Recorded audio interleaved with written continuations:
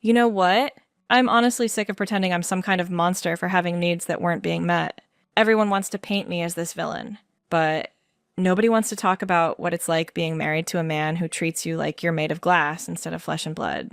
Like you're some precious little princess instead of a woman with actual desires. Miles and I met in high school, and God, everyone just knew we'd end up together. The perfect couple. They said, high school sweethearts destined for happily ever after. What a joke. Back then, his devotion felt romantic. The way he'd carry my books, walk me to every class, plan these elaborate dates even though we were just teenagers. I thought I'd won the lottery getting a guy who was so completely obsessed with making me happy. 17 years of marriage later, I realized I hadn't won anything. I'd trapped myself with a man who worshipped me so completely that he forgot to actually be a man. Don't get me wrong, Miles is attractive. He works out, takes care of himself, provides for our family. We have 3 daughters together, and he's an incredible father, always calling them his princesses and me his queen. But that was part of the problem, wasn't it? Queens don't get fucked properly. Queens get treated with reverence and respect and gentle touches that make you want to scream. I remember the exact moment I started looking elsewhere. It was a Tuesday morning in early 2019, and Miles was making me breakfast before work like he did every single day. Perfectly scrambled eggs, fresh coffee, even a little flower from our garden on the tray. He kissed my forehead and told me I looked beautiful. Asked if there was anything else I needed before he got the girls ready for school, and I wanted to throw the whole tray at the wall. Not because he was being awful, because he was being perfect. Again. Like he had been every single day for 17 years. Perfect. Predictable. Safe. Boring Miles who never challenged me. Never surprised me. Never made my heart race with anything other than mild irritation. That's when Leo started at my office. Leo wasn't particularly handsome. Not compared to Miles anyway.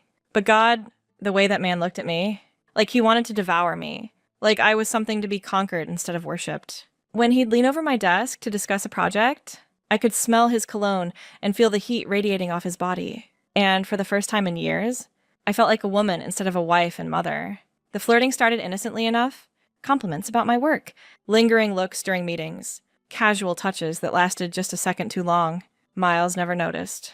Of course. He was too busy being the perfect husband, asking about my day and actually listening to every boring detail, offering to rub my feet after work, suggesting we watch whatever movie I wanted. Meanwhile, Leo was sending me texts that made my pulse quicken.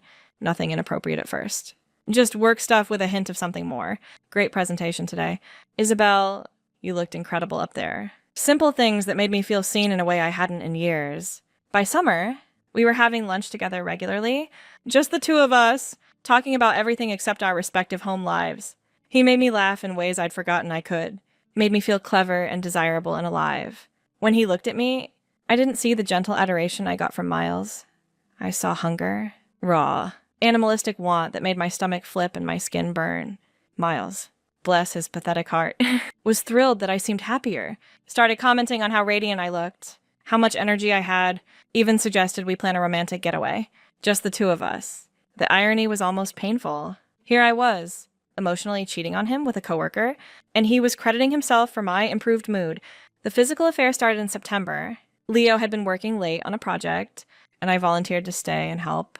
The office was empty, just the 2 of us under those harsh fluorescent lights. And when he looked up from his computer and caught me staring, something just snapped. He kissed me against the copy machine, rough and demanding, his hands tangling in my hair in a way that would have messed up the perfect style Miles complimented every morning, and I kissed him back like my life depended on it.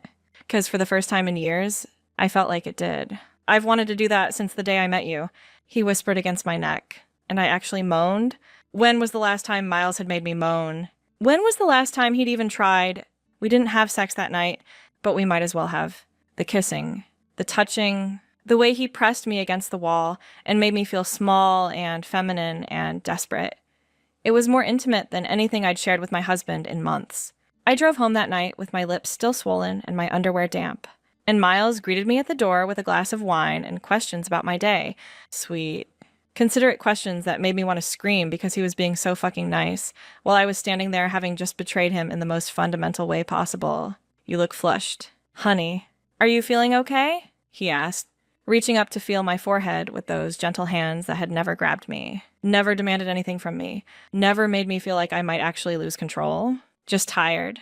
I lied. and he immediately suggested I take a hot bath while he finished cleaning the kitchen. Because of course he did. Perfect. Thoughtful Miles, who anticipated my every need except the ones that actually mattered. The affair escalated quickly after that. Leo and I found excuses to work late together, to travel to the same conferences, to steal moments whenever we could. The sex was incredible, urgent and desperate, and nothing like the careful, considerate lovemaking I got at home. Leo fucked me like he owned me, like I was his to take, and I came harder for him than I had for anyone in years. Meanwhile, Miles continued being the ideal husband, bringing me coffee in bed, planning date nights I had no interest in, telling me constantly how much he loved me and how lucky he felt to be married to me. The guilt should have been crushing. But mostly it just made me angry. How could he be so blind? How could he look at me every day and not see that I was slipping away? I started picking fights, hoping to provoke some kind of real reaction from him. I'd criticize his parenting, complain about money, make snide comments about his family. And every single time, he'd listen patiently and ask how he could do better. Never fought back, never got angry, just absorbed whatever venom I spewed and tried to fix whatever imaginary problem I'd invented. You're too good to me, I told him one night after he'd spent an hour rubbing my back without me even asking. And I meant it as an insult, but he just smiled and kissed my shoulder. There's no such thing as being too good to the woman you love, he said, and I wanted to slap him. Because that was the problem, wasn't it? He loved me too much, completely, unconditionally, suffocatingly. There was no challenge, no chase, no thrill. I was his queen, his goddess, his everything, and it was the most unsexy thing in the world. Leo never told me I was too good for him. Leo told me I was trouble, that I was going to be the death of him, that he couldn't stop thinking about me even though he knew he should. Leo made me feel dangerous and desirable and worth risking everything for. The affair continued through the fall and into winter. 4 months of the most intense sexual and emotional connection I'd ever experienced. While my husband continued treating me like I was made of spun glass, 4 months of actually feeling alive again, of remembering what it was like to be wanted instead of just loved.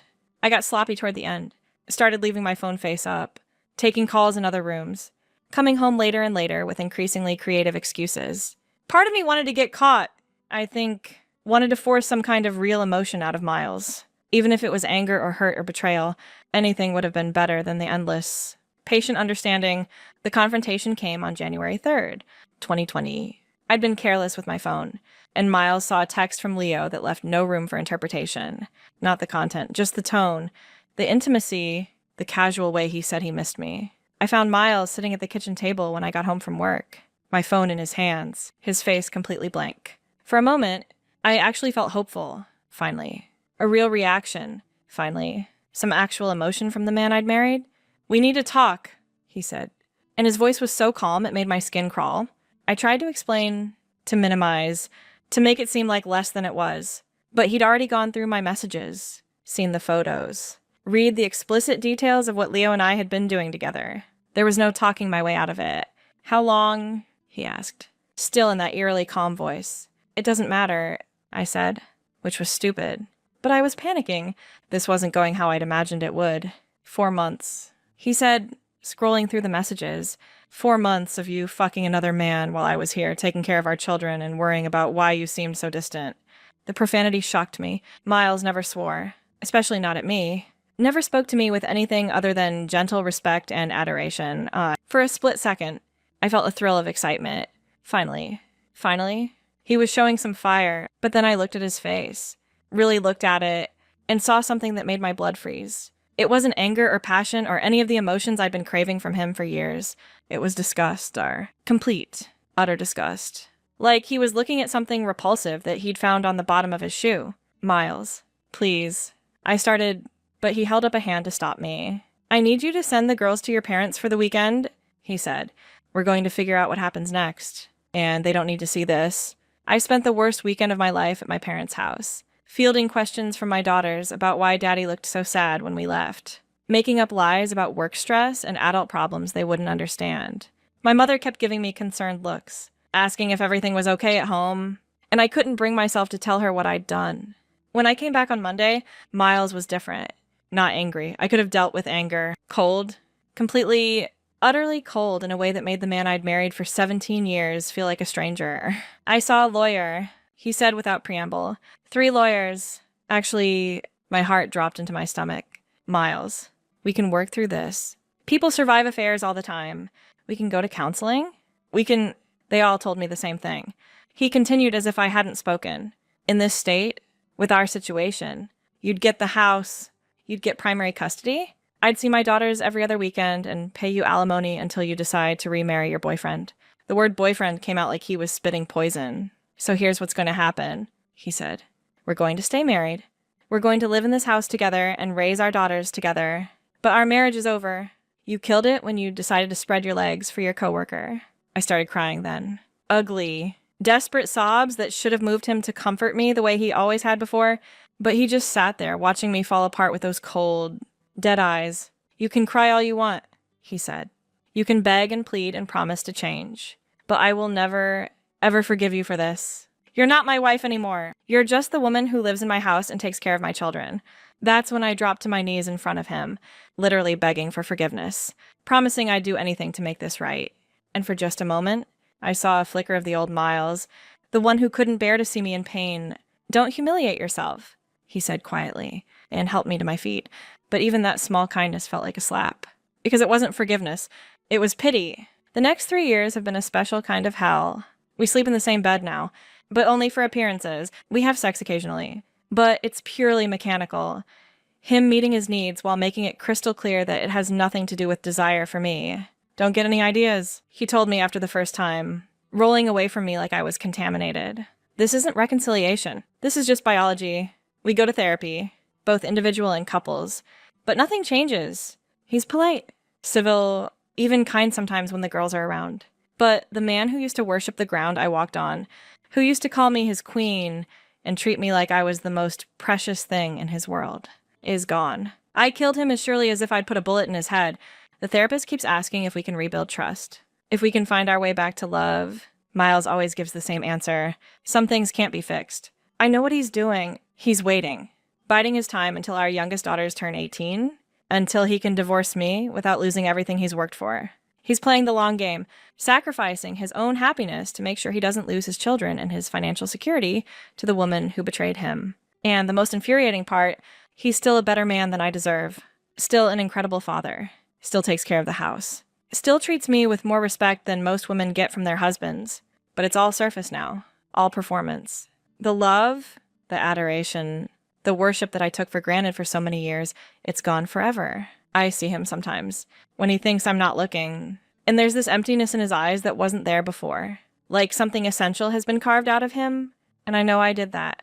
I took a man who loved me completely and turned him into this hollow shell of himself. The worst part is that I still don't really regret it. The affair with Leo was the most alive I'd felt in years. It ended when Miles found out. Leo wasn't interested in being the other man in a messy divorce situation, but those 4 months were worth it. They reminded me that I was more than just a wife and mother, that I was a woman with needs and desires that mattered. Maybe that makes me a monster. Maybe I am the villain in this story, but I can't bring myself to apologize for wanting more than a life of gentle, suffocating devotion. I can't regret discovering what real passion felt like, even if it cost me everything. Miles will leave me eventually, maybe in a few years when the girls graduate, maybe sooner if he decides he can't keep up the pretense anymore. And when he does, I'll probably lose the house, lose my comfortable life, lose the security I've taken for granted for so long, but I'll also be free. Free from the prison of being someone's queen, someone's precious treasure that needs to be protected and cherished and handled with kid gloves. Free to find someone who sees me as an equal, as a partner, as a woman worth fighting for instead of just worshipping. Miles was a good husband, the best husband, by most people's standards. But being good isn't the same as being right for someone. And maybe, just maybe, destroying our marriage was the kindest thing I could have done for both of us. Even if he'll never see it that way, even if I'm the only one who will ever understand that sometimes love isn't enough. And sometimes the person who loves you most is the person you need to hurt the most to finally break free. I know how that sounds. I know what people think of women like me, but I'd rather be the villain in someone else's story than the victim in my own, even if it means spending the rest of my life sleeping next to a man who used to worship me and now can barely stand to touch me. Even if it means knowing that I had everything most women dream of, and I threw it away because it wasn't enough. Some prisons are made of gold, and some chains are made of love, and sometimes the only way to break free is to burn everything down.